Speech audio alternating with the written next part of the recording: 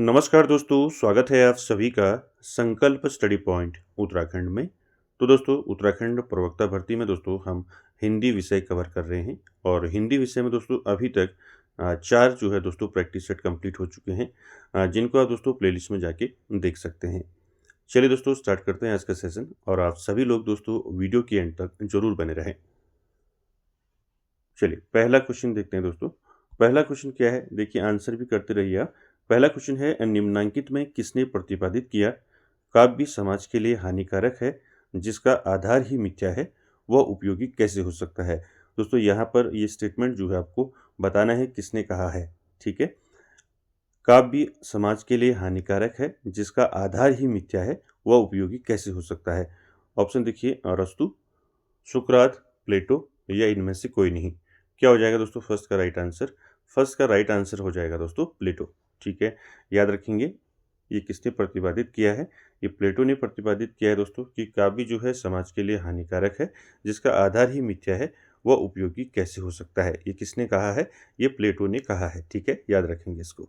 साथ ही साथ दोस्तों प्लेटो की बात करें तो प्लेटो जो है दोस्तों एक प्राचीन जो है क्या थे, एक प्राचीन यूनानी दार्शनिक थे। ठीक है, क्या थे, प्राचीन यूनानी,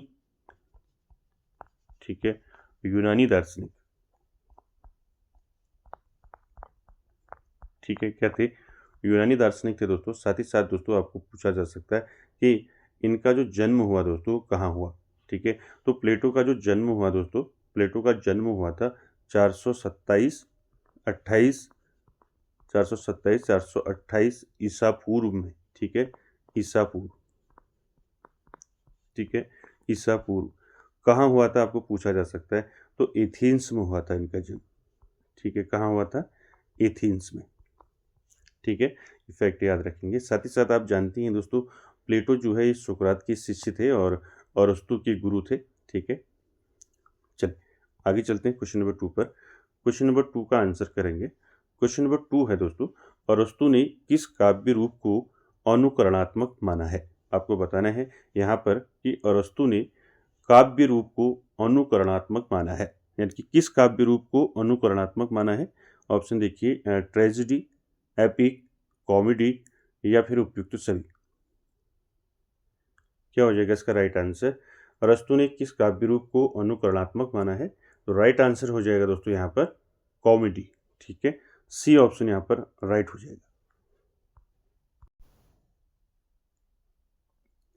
तो राइट आंसर क्या हो जाएगा, राइट आंसर हो जाएगा कॉमेडी दोस्तों। याद रखेंगे अरस्तु ने दोस्तों कॉमेडी को जो है, यानी कि क्या कॉमेडी को क्या माना है, कॉमेडी को माना है अनुकरणात्मक। ठीक है, याद रखेंगे सी ऑप्शन यहाँ पर राइट हो जाएगा।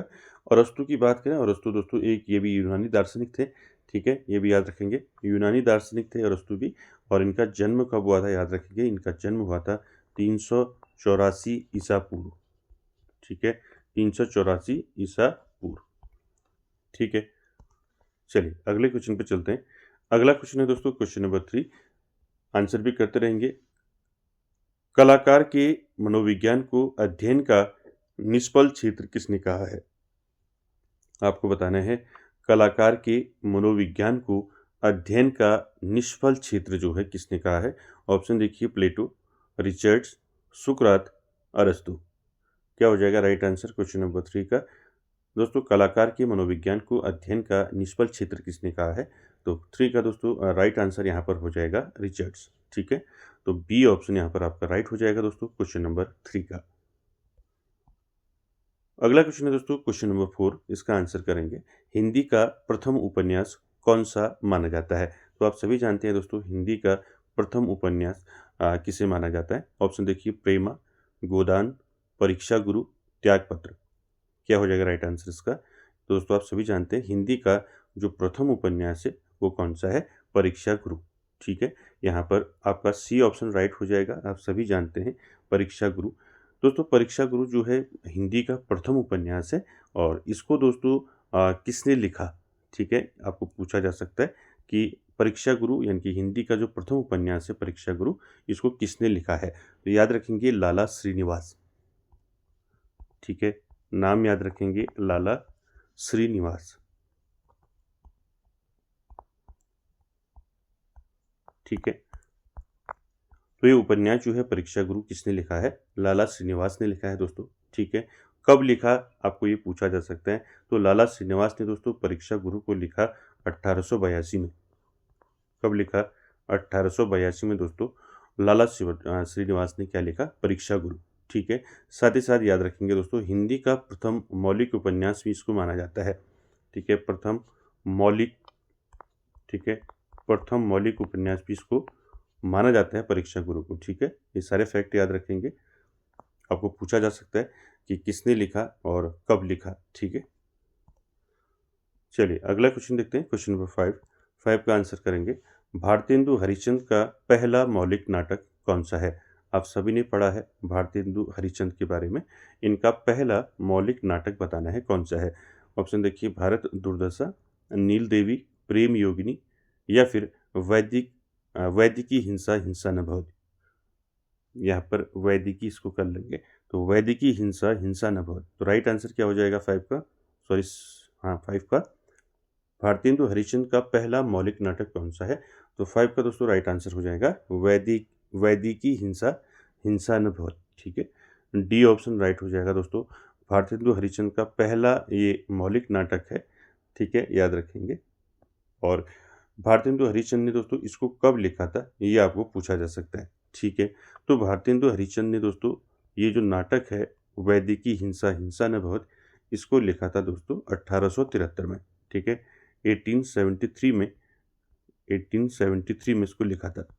ठीक है, दोनों चीज़ें याद रखेंगे। साथ ही साथ अगर आपने नाटक पढ़ा है तो आप जानते होंगे कि इसमें जो है आपका पशु बलि का जो है इसमें क्या किया गया था? विरोध किया गया था। ठीक है, चलिए अगले क्वेश्चन पे चलते हैं। अगला क्वेश्चन है क्वेश्चन नंबर 6। आंसर करेंगे, भारतेंदु युग को पुनर्जागरण काल किसने कहा है? इंपॉर्टेंट है, देखिए आपको भारतेंदु युग अच्छे से पढ़ना है। ठीक है, ठीक है, भारतेंदु युग को पुनर्जागरण काल किसने कहा है? ऑप्शन देखिए, आचार्य शुक्ल, डॉक्टर नगेंद्र, डॉक्टर महेंद्र कुमार, या फिर इनमें से कोई नहीं। तो दोस्तों क्या हो जाएगा क्वेश्चन नंबर 6 का राइट आंसर? तो 6 का दोस्तों राइट आंसर हो जाएगा, क्या हो जाएगा? डॉक्टर नागेंद्र। ठीक है, तो बी ऑप्शन राइट हो जाएगा दोस्तों। डॉक्टर नागेंद्र ने भारतेंदु युग को क्या कहा था? पुनर्जागरण काल कहा था। ठीक है, डॉक्टर नागेंद्र दोस्तों ये एक साहित्यकार थे। ठीक है, हिंदी के। और साथ ही साथ दोस्तों इनका जो जन्म हुआ था आपको पूछा जा सकता है। इनका जन्म हुआ था दोस्तों 1915 में। ठीक है, 1915 में इनका जन्म हुआ था। ठीक है, कहाँ हुआ था? अलीगढ़ में हुआ था। ठीक है, अलीगढ़ यानी कि यूपी में हुआ था। ठीक है, साथ ही साथ दोस्तों बात करें इनकी प्रमुख रचनाओं की। ठीक है, याद रखेंगे इनकी जो प्रमुख रचनाएं हैं उनमें नाम आता है आपका वन बाला का। ठीक है, वन बाला। ठीक है, वन बाला जो है इनकी रचना है। ठीक है, पहला काव्य संग्रह है डॉक्टर नागेंद्र का। ठीक है, याद रखेंगे, पूछा जा सकता है आपको कि डॉक्टर नागेंद्र का जो है पहला काव्य संग्रह कौन सा है? तो वो है आपका वन बाला। ठीक है, कब लिखा इन्होंने इसको? 1937 में। क्लियर है, याद रखेंगे इसको। साथ ही साथ दोस्तों आपको याद रखना है कि जो डॉक्टर नागेंद्र हैं इनको जो है क्या कहा जाता है? इनको क्या मिला था? साहित्य अकादमी पुरस्कार मिला था। सॉरी, तो इसके लिए दोस्तों आपको याद रखना है किसके लिए मिला था। ठीक है, तो डॉक्टर नागेंद्र को दोस्तों इनको क्या मिला था? साहित्य अकादमी पुरस्कार मिला था। कब मिला था? 1965 में। ठीक है, 1965 में। ठीक है, 1965 में क्या मिला था इनको? साहित्य अकेडमी अवार्ड।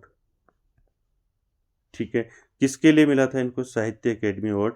याद रखेंगे किसके लिए मिला था? रस सिद्धांत के लिए। ठीक है, रस सिद्धांत। ठीक है, याद रखेंगे। ठीक है, सारे फैक्ट आपको याद रखने। ठीक है, डॉक्टर नागेंद्र को रस सिद्धांत के लिए 1965 में साहित्य अकादमी पुरस्कार मिला था। ठीक है, सारे फैक्ट याद रखेंगे। चलिए आगे चलते हैं क्वेश्चन नंबर 7 पर। इसका आंसर करेंगे। क्वेश्चन नंबर 7 है दोस्तों, मन की लहर किसकी काव्य रचना है? आपको बताना है मन की लहर ये किसकी काव्य रचना है। ऑप्शन देखिए, सदल मिश्र, प्रताप नारायण मिश्र, रामचंद्र शुक्ल, या फिर इनमें से कोई नहीं। क्या हो जाएगा दोस्तों इसका राइट आंसर? क्वेश्चन नंबर 7 का मन की लहर किसकी काव्य रचना है? तो 7 का दोस्तों राइट आंसर क्या हो जाएगा? राइट आंसर हो जाएगा प्रताप नारायण मिश्र। ठीक है, तो ये काव्य रचना मन की लहर जो है दोस्तों किसकी है? प्रताप नारायण मिश्र की है। बी ऑप्शन आपका राइट हो जाएगा। प्रताप नारायण मिश्र का दोस्तों आपको पूछा जा सकता है इनका जन्म कब हुआ। साथ ही साथ दोस्तों ये आप सभी जानते हैं प्रताप नारायण मिश्र जो है भारतेंदु युग के प्रमुख साहित्यकार हैं दोस्तों। ठीक है, और इनके जन्म की बात करें तो आपको दोस्तों जन्म और यहाँ से मृत्यु पूछी जाती है, तो याद रखेंगे प्रताप नारायण मिश्र का जो जन्म हुआ था कब हुआ था? 1856 में हुआ था। ठीक है, 1856 1856 में जन्म हुआ था दोस्तों प्रताप नारायण मिश्र का। और इनका जन्म कहाँ हुआ था ये पूछा जा सकता है आपको, तो यूपी के उन्नाव जिले में हुआ था इनका जन्म। ठीक है, यूपी के उन्नाव जिले में। ठीक है, ठीक है, यूपी के उन्नाव जिले में दोस्तों प्रताप नारायण मिश्र का जन्म हुआ था 1856 में। ठीक है, साथ ही साथ दोस्तों इनकी कुछ प्रमुख रचनाएं हैं जो आपको याद रखनी है। जैसे आपका यहाँ मन की लहर हो गया। ठीक है, मन की लहर के साथ साथ आपको याद रखना है। ठीक है, क्या याद रखना है? लोकोक्ति शतक। ठीक है, लोकोक्ति शतक याद रखेंगे इसको। लोकोक्ति शतक किसका है? किसकी रचना है? लोकोक्ति शतक ये आपका किसका है? प्रताप नारायण मिश्र की रचना है। साथ ही साथ प्रेम पुष्पांजलि। ठीक है, प्रेम पुष्पांजलि। ठीक है, पुष्पांजलि। ठीक है, पुष्पांजलि। तो प्रेम पुष्पांजलि रचना किसकी है? ये भी प्रताप नारायण मिश्र की है। मन की लहर, लोकोक्ति शतक। ठीक है, साथ ही साथ इनका एक और है कलि कौतिक रूपक। तो ये सारी रचनाएं किसकी हैं? प्रताप नारायण मिश्र की हैं। याद रखेंगे सारे फैक्ट। अगला क्वेश्चन है क्वेश्चन नंबर 8। क्वेश्चन नंबर 8 का आंसर करेंगे। आधुनिक काल को गद्य काल की संज्ञा किसने दी है? आपको बताना है आधुनिक काल को गद्य काल की संज्ञा किसने दी है? ऑप्शन देखिए, हजारी प्रसाद द्विवेदी, रामचंद्र शुक्ल, जैनेन्द्र या फिर रामचंद्र शुक्ल। ठीक है, 2 बार आ गया रामचंद्र शुक्ल, कोई नहीं। तो राइट आंसर क्या हो जाएगा इसका दोस्तों? क्वेश्चन नंबर 8 का राइट आंसर हो जाएगा दोस्तों रामचंद्र शुक्ल। ठीक है, तो दोनों आपके राइट हो जाएंगे। यहाँ पर आपके 2 बार हो गए। ठीक है, कोई नहीं। तो आधुनिक काल को दोस्तों गद्य काल की संज्ञा किसने दी है? तो रामचंद्र शुक्ल ने दी है। ठीक है, बात करें दोस्तों रामचंद्र शुक्ल की, तो आप सभी जानते हैं इनका जो जन्म हुआ था, इनका जन्म हुआ था यूपी में। ठीक है, कब हुआ था? 1884 में हुआ था। ठीक है, 1884 में इनका जन्म हुआ था दोस्तों यूपी के बस्ती जिले में। कहाँ हुआ था? यूपी के बस्ती जिले में इनका क्या हुआ था? जन्म हुआ था। ठीक है, याद रखेंगे। चलिए आगे चलते हैं दोस्तों क्वेश्चन नंबर 9 पर। क्वेश्चन नंबर 9 का आंसर करना है प्रसिद्ध चंद्रकांता उपन्यास का रचनाकार कौन है? इंपॉर्टेंट है दोस्तों, कई बार पूछा गया है। आप सभी जानते हैं चंद्रकांता उपन्यास जो है किसने लिखा है? ऑप्शन देखिए, गोपाल राम गहमरी, देवकीनंदन खत्री, भारतेंदु हरिश्चंद्र या फिर इनमें से कोई नहीं। तो 9 का दोस्तों राइट आंसर क्या हो जाएगा? 9 का राइट आंसर हो जाएगा दोस्तों, सभी जानते हैं आप, देवकीनंदन खत्री का दोस्तों ये है। ठीक है, देवकीनंदन खत्री का उपन्यास है दोस्तों चंद्रकांता। ठीक है, तो बी ऑप्शन यहाँ पर राइट हो जाएगा दोस्तों। ठीक है, चंद्रकांता उपन्यास किसने लिखा है? देवकीनंदन खत्री ने।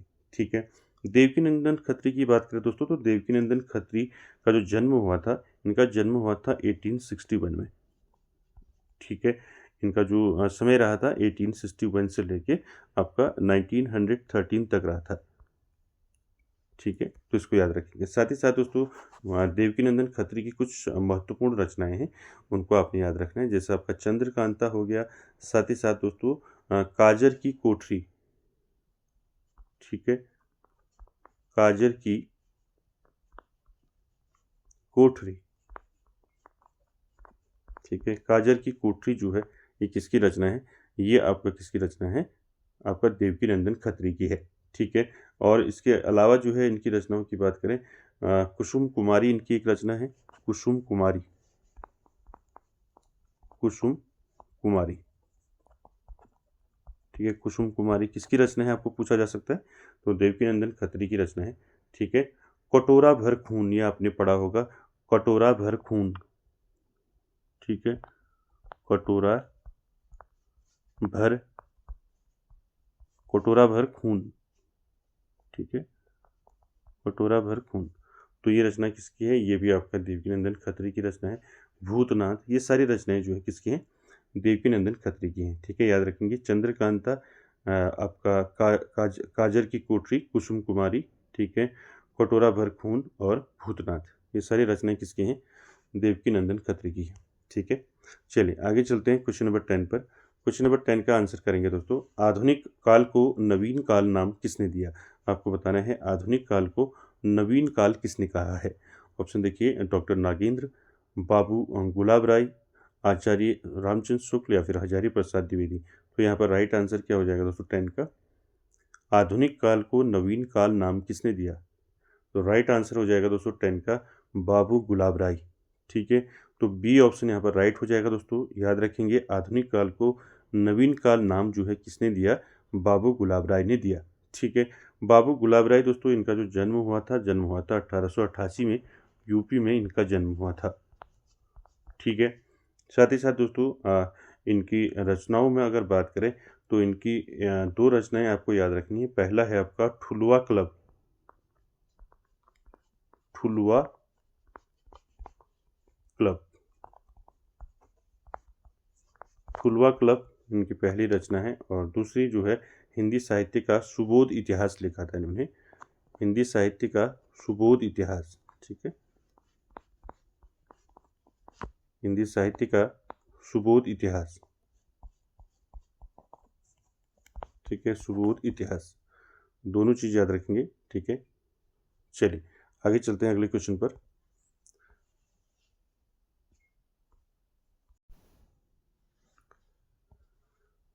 अगला क्वेश्चन है दोस्तों क्वेश्चन नंबर 11। देखिए क्वेश्चन नंबर 11 का आंसर करेंगे। 11 है दोस्तों, नाथों की सबसे बड़ी कमजोरी उनका रूखापन तथा ग्रस्त के प्रति अनादर भाव है, यह कथन किसका है?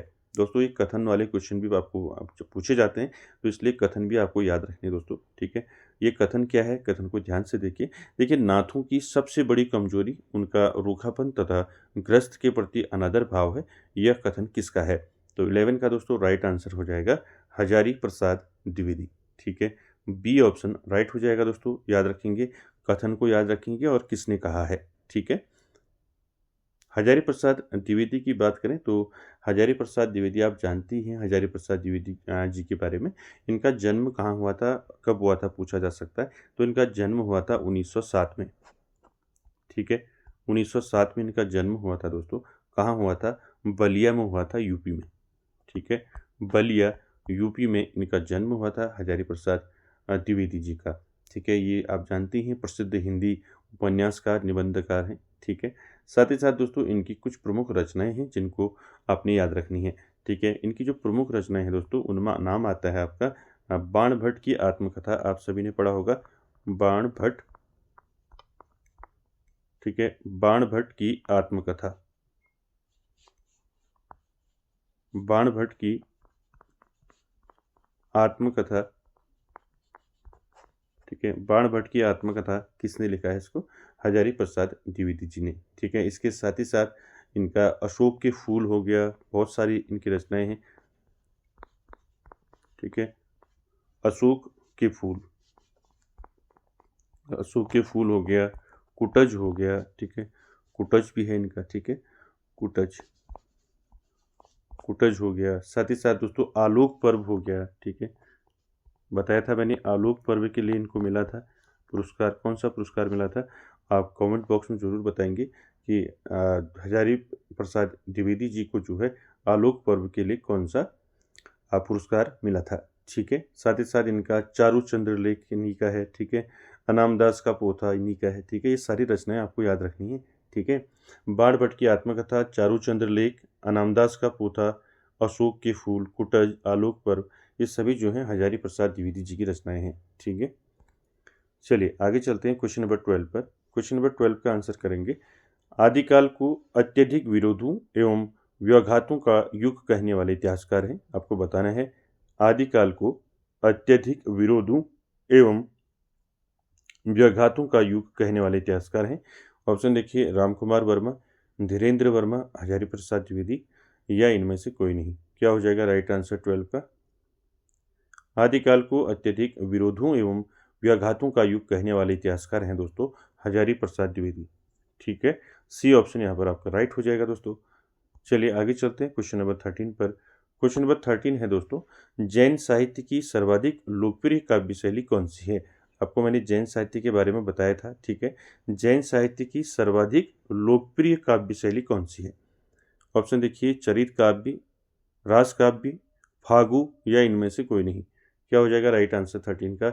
जैन साहित्य का सर्वाधिक लोकप्रिय काव्य शैली कौन सी है? तो वह है दोस्तों रास काव्य। ठीक है, मैंने बताया था आपको जब आपको जैन साहित्य के बारे में और बौद्ध साहित्य के बारे में बताया था, वहाँ पर बताया था मैंने आपको रास काव्य। ठीक है, याद रखिए। क्वेश्चन नंबर 14 है दोस्तों, परमाल रासो का प्रकाशन जो है चार्ल्स इलियट ने किस वर्ष कराया था? आपको बताना है परमाल रासो। ठीक है, परमाल रासो की रचना किसने की है? परमाल रासो की रचना की है जगनिक ने। ठीक है, तो परमाल रासो का जो प्रकाशन है वो चार्ल्स इलियट ने किस वर्ष कराया था? ऑप्शन देखिए, 1865, क्या रहेगा राइट आंसर बताइए? 1965, 1866 या फिर 1856, क्या रहेगा राइट आंसर? परमाल रासो का प्रकाशन जो है चार्ल्स इलियट ने किस वर्ष कराया? तो 14 का दोस्तों राइट आंसर हो जाएगा 1865। फर्स्ट वाला ए वाला ऑप्शन राइट हो जाएगा। ठीक है, तो 1865 में दोस्तों चार्ल्स इलियट ने दोस्तों क्या कराया था? प्रकाशन कराया था परमाल रासो का। साथ ही साथ आपको याद रखना है ये परमाल रासो जो है दोस्तों ये रचना किसकी है? ये है दोस्तों जगनिक की। जगनिक। ठीक है, याद रखेंगे। चलिए आगे चलते हैं क्वेश्चन नंबर 15 पर। 15 का आंसर करेंगे दोस्तों। क्वेश्चन नंबर 15 है, उक्ति व्यक्ति प्रकरण नामक व्याकरण ग्रंथ के रचनाकार कौन है? आपको बताना है दोस्तों उक्ति व्यक्ति प्रकरण, ये एक व्याकरण ग्रंथ है दोस्तों। इसकी रचनाकार बताना है। ऑप्शन देखिए, दामोदर शर्मा, ज्योतिरेश्वर ठाकुर, रोडा और इनमें से कोई नहीं। क्या होगा राइट आंसर इसका? क्वेश्चन नंबर 15 का उक्ति व्यक्ति प्रकरण नामक व्याकरण ग्रंथ के रचनाकार हैं दामोदर शर्मा। ठीक है, 15 का ए ऑप्शन राइट हो जाएगा। ठीक है, व्याकरण ग्रंथ का नाम याद रखेंगे, उक्ति व्यक्ति प्रकरण। ठीक है, चलिए अगला क्वेश्चन देखिए, क्वेश्चन नंबर 16। क्वेश्चन नंबर 16 है दोस्तों, विद्यापति की प्रसिद्धि का प्रमुख आधार ग्रंथ कौन सा है? आपको बताना है विद्यापति जो है दोस्तों, विद्यापति के बारे में आपने पढ़ा होगा, इनकी रचनाओं के बारे में। ठीक है, तो विद्यापति की प्रसिद्धि जो है का जो प्रमुख आधार है कौन सा ग्रंथ है? पुरुष परीक्षा, लिखनावली, पदावली या इनमें से कोई नहीं। राइट आंसर क्या हो जाएगा दोस्तों इसका? 16 का विद्यापति की प्रसिद्धि का प्रमुख आधार ग्रंथ था दोस्तों, क्या था? पदावली। ठीक है, तो सी ऑप्शन यहाँ पर राइट हो जाएगा दोस्तों। ठीक है, साथ ही साथ विद्यापति की बात करें तो विद्यापति का जो जन्म हुआ था दोस्तों, ये हुआ था 1253 ईस्वी में। 1253 में इनका जन्म हुआ था दोस्तों। ठीक है, साथ ही साथ दोस्तों यहाँ पर आपको याद रखना है कि जो विद्यापति, सॉरी यहाँ पर 1300 करेंगे आप। ठीक है, एक मिनट। ठीक है, तो विद्यापति का जो दोस्तों जन्म हुआ था, जन्म याद रखेंगे। ठीक है, जन्म हुआ था इनका 1352 में। ठीक है, 1352 याद रखेंगे। इनका जन्म हुआ था 1352 में विद्यापति का। ठीक है, और साथ ही साथ दोस्तों ये मैथिली और संस्कृत के कवि थे विद्यापति, आप जानते ही हैं। साथ ही साथ दोस्तों आपको याद रखना है मैथिल कवि कोकिल कहा जाता है। किसको कहा जाता है? ये पूछा गया पहले, तो इसको याद रखेंगे। मैंने अभी बताया आपको ये मैथिली और संस्कृत के कवि रहे हैं, तो इनको कहा जाता है मैथिल कवि कोकिल। ठीक है, मैथिल कवि कोकिल। ठीक है, तो आपको कभी भी पूछा जा सकता है कि दोस्तों मैथिल कवि कोकिल किसको कहा जाता है? तो विद्यापति को कहा जाता है दोस्तों। ठीक है, याद रखेंगे। और विद्यापति की रचनाओं की बात करें तो विद्यापति की जो प्रमुख रचनाएं हैं दोस्तों वो हो गया आपका पदावली हो गया। ठीक है, ऊपर आया है पदावली हो गया, कीर्तिलता हो गया। ठीक है, कीर्तिलता, कीर्तिलता, कीर्ति पताका, ठीक है, कीर्ति पताका, कीर्ति पताका किसकी रचना है? कीर्ति पताका। कीर्ति लता, कीर्ति पताका, पुरुष परीक्षा, पदावली, ये सारी रचनाएं किसकी हैं? विद्यापति की हैं, ठीक है। चलिए अगला क्वेश्चन देखते हैं, फिर वही क्वेश्चन आ गया आपका जो मैंने भी बताया आपको 17। कीर्ति लता और कीर्ति पताका रचनाएं किस कवि की हैं? तो किसकी हैं बताइए? कीर्ति लता और कीर्ति पताका। तो आप समझ चुके होंगे दोस्तों, राइट आंसर क्या हो जाएगा इसका? विद्यापति, ठीक है। तो बी ऑप्शन यहाँ पर राइट हो जाएगा दोस्तों 17 का। आगे चलते हैं क्वेश्चन नंबर 18 पर। क्वेश्चन नंबर 18 है दोस्तों, संस्कृत प्राकृत काव्य कुमारपाल प्रतिबोध की रचनाकार कौन है? आपको बताना है संस्कृत प्राकृत काव्य है दोस्तों कुमारपाल प्रतिबोध, इसके रचनाकार कौन है? ऑप्शन देखिए, हेमचंद, जयानक, सोमप्रभ सूरी या इनमें से कोई नहीं। क्या हो जाएगा 18 का दोस्तों राइट आंसर? 18 का दोस्तों राइट आंसर हो जाएगा सोमप्रभ सूरी, ठीक है। सी ऑप्शन राइट हो जाएगा, याद रखेंगे। संस्कृत प्राकृत काव्य है दोस्तों कुमारपाल प्रतिबोध। कुमारपाल प्रतिबोध के रचनाकार कौन है? सोमप्रभ सूरी। अगला क्वेश्चन है क्वेश्चन नंबर 19। क्वेश्चन नंबर 19 है दोस्तों, आदिकाल में मनोरंजन परक रचना करने वाले लेखक। आपको बताना है आदिकाल में मनोरंजन परक रचना करने वाले लेखक हैं कौन है? विद्यापति, चंद्रकवि, अमीर खुसरो या फिर इनमें से कोई नहीं। क्या हो जाएगा राइट आंसर 19 का बताइए? आदिकाल में मनोरंजन परक रचना करने वाले लेखक हैं दोस्तों अमीर खुसरो, ठीक है। यहाँ पर सी ऑप्शन राइट हो जाएगा। अमीर खुसरो के बारे में मैंने आपको कई बार बता रखा है। अमीर खुसरो का जन्म भी याद रखेंगे, ठीक है। साथ ही साथ अमीर खुसरो आप जानती हैं ये कवि, गायक, संगीतकार और विद्वान थे दोस्तों अमीर खुसरो, और इनको भारत का तोता कहा जाता है, यानी कि तूतीय हिंद कहा जाता है। अमीर खुसरो को क्या कहा जाता है? पूछा जा सकता है आपको, तूतीय हिंद, ठीक है। तूतीय हिंद किसको कहा जाता है? तूतीय हिंद ये कहा जाता है अमीर खुसरो, ठीक है। साथ ही साथ दोस्तों इनको उर्दू साहित्य का संस्थापक माना जाता है अमीर खुसरो को, ठीक है। क्या माना जाता है? उर्दू साहित्य का संस्थापक, ठीक है। उर्दू साहित्य का संस्थापक किसको माना जाता है? अगर आपको पूछा जाएगा तो क्या करेंगे आंसर आप? तो आप आंसर करेंगे अमीर खुसरो, ठीक है। और इनको कव्वाली का भी जनक कहा जाता है, ठीक है। खड़ी बोली हिंदी का प्रथम कवि माना जाता है इनको, खड़ी बोली का प्रथम कवि, ठीक है। ये सारे फैक्ट आपको याद रखने। खड़ी बोली का प्रथम कवि इनको माना जाता है, प्रथम कवि खड़ी बोली का, ठीक है। साथ ही साथ दोस्तों इनको कव्वाली का जनक कहा जाता है। तो ये सारे फैक्ट याद रखेंगे, ठीक है, अमीर खुसरो से, ठीक है। इनका जन्म कब हुआ था? जन्म हुआ था 1253 में, 1253 में इनका जन्म हुआ था, ठीक है। ये सारे फैक्ट आपको याद रखने हैं अमीर खुसरो से। आगे चलते हैं क्वेश्चन नंबर 20 पर। क्वेश्चन नंबर 20 है दोस्तों, स्वयंभू की उस कृति का नाम बताइए जिसमें राम कथा वर्णित है। ये भी मैंने आपको बता रखा है पहले, बताइए। स्वयंभू की उस कृति का नाम बताना है जिसमें राम कथा वर्णित है, यानी कि राम की कथा का वर्णन है, किस कृति में है? ऑप्शन देखिए, पहला पौमचर्यु, स्वयंभू छंद, रिठनेमिचर्यु या इनमें से कोई नहीं। क्या हो जाएगा राइट आंसर इसका? 20 का राइट आंसर हो जाएगा दोस्तों, क्या हो जाएगा? पौमचर्यु, ठीक है। ए ऑप्शन राइट हो जाएगा दोस्तों, ठीक है। स्वयंभू की रचना है दोस्तों ये पौमचर्यु, ये भी स्वयंभू की है, ये भी स्वयंभू की है, तीनों रचनाएं जो है स्वयंभू की ही हैं। यहाँ पर पूछा गया है राम कथा का वर्णन किसमें है, तो ये आपका पौमचर्यु में है, ठीक है। याद रखेंगे दोस्तों। और साथ ही साथ आप जानती हैं स्वयंभू के बारे में। स्वयंभू को दोस्तों इनको अपभ्रंश भाषा के दोस्तों ये महाकवि रहे हैं अपभ्रंश के, तो ये याद रखेंगे, ठीक है।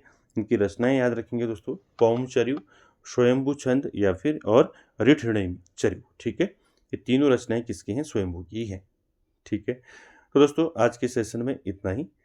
आई होप आप सभी को अच्छा लगा होगा, और वीडियो को एंड तक देखने के लिए थैंक यू वेरी मच।